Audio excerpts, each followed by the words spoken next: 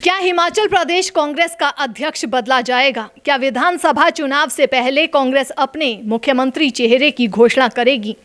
यदि ऐसी घोषणा हो जाती है तो वो चेहरा कौन होगा? ये कुछ ऐसे सवाल हैं जो एक कांग्रेस कार्यकर्ता से लेकर प्रदेश के आम आदमी के जहन में है, क्योंकि इसी वर्ष के अंत में चुनाव होने हैं। भाजपा से सत्ता छीनने का सवाल होगा और इसमें ये हर समय सामने रहेगा कि संसाधनों के नाम पर कांग्रेस भाजपा का मुकाबला नहीं कर पाएगी, क्योंकि केंद्र और प्रदेश दोनों जगह भाजपा की सरकारें हैं। इसके अलावा प्रधानमंत्री, गृह मंत्री और जेपी नड्डा से लेकर दर्जनों केंद्रीय मंत्री चुनाव प्रचार में आएंगे।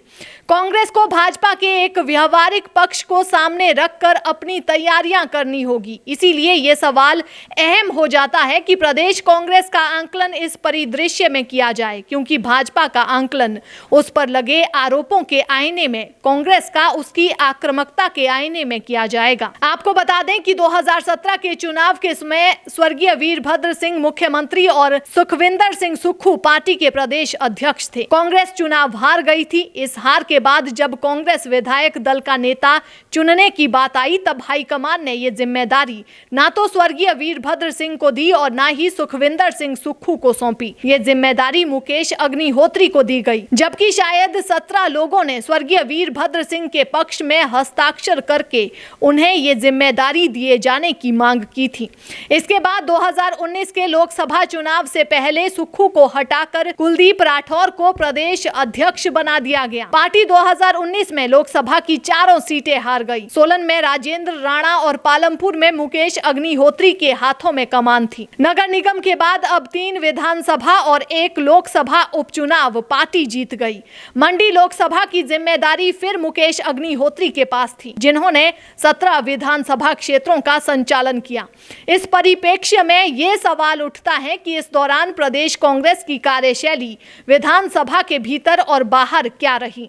विधानसभा के भीतर बतौर नेता प्रतिपक्ष जिस कदर मुकेश अग्निहोत्री, जयराम ठाकुर और उनकी सरकार पर आक्रामक रहे, उसके कारण वे आज मुख्यमंत्री से लेकर भाजपा के हर छोटे बड़े नेता के निशाने पर चल रहे हैं। जब विधानसभा में राज्यपाल से ही टकराव की स्थिति धरना प्रदर्शन तक पहुंच गई थी, तब संगठन की ओर से कोई बड़ा योगदान नहीं मिल पाया है। ये कई दिन चर्चा का विषय बना रहा था। आज भी सदन के भीतर जो आक्रामकता कांग्रेस की सामने आती है, उसके मुकाबले में संगठन सदन के बाहर कोई प्रभावी भूमिका नहीं निभा पा रहा है। अभी तक कांग्रेस का आरोप पत्र सामने नहीं आ पाया है, जबकि भाजपा ने हर चुनाव में कांग्रेस के नेताओं के खिलाफ व्यक्तिगत स्तर पर आरोप लगाए हैं। स्वर्गीय वीरभद्र सिंह के खिलाफ बने मामलों को प्रधानमंत्री से लेकर भाजपा के हर नेता ने हर चुनाव में उछाला है। ये अब एक चुनावी संस्कृति बन गई है कि जब तक विरोधी को व्यक्तिगत स्तर पर नहीं घेरा जाएगा, तब तक जनता आपको गंभीरता से नहीं लेती है। प्रदेश कांग्रेस का नेतृत्व अभी तक मुख्यमंत्री जयराम ठाकुर और उनके दूसरे सहयोगियों को व्यक्तिगत स्तर पर नहीं घेर पाया है, जबकि दर्जनों गंभीर मामले सामने हैं। अभी घटे शराब कांड में भी भाजपा के 2 बड़े नेताओं के नाम हर किसी की जुबान पर है, लेकिन कांग्रेस नेता ये नाम लेने से बच रहे हैं। आज शायद प्रदेश के 7-8 ठेकेदारों के पास ही 700 करोड़ से अधिक के ठेके हैं। एक मंत्री का भाई तो शायद पूरे जिले को संभाल रहा है। जनता में ये चर्चाएं आम है, लेकिन कांग्रेस मौन है।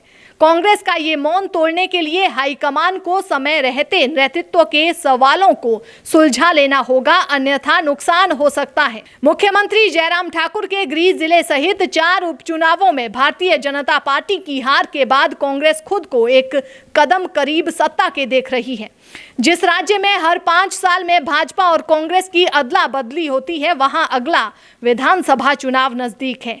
2022 उपचुनाव के परिणाम निश्चित रूप से कांग्रेस के हाथों में बड़ी जीत लगी है, लेकिन अभी तक ये स्पष्ट नहीं है कि वीरभद्र सिंह जैसे दिग्गजों के निधन के बाद पार्टी का अगला मुख्यमंत्री पद का चेहरा कौन होगा। हिमाचल में हुए उपचुनावों में ठाकुर सुखविंदर सिंह सुक्खू की भूमिका भी नहीं भुलाई जा सकती। बेहतरीन कार्य करते हुए ठाकुर सुखविंदर सिंह सुक्खू ने कांग्रेस की उपचुनावों में जीत सुनिश्चित की है। किसके नेतृत्व में प्रदेश कांग्रेस अगला चुनाव लड़ेगी, सवाल उठना लाजमी है, लेकिन इस इसका जवाब कब जनता को मिलेगा, इसका अंदाजा लगाना अभी मुश्किल है।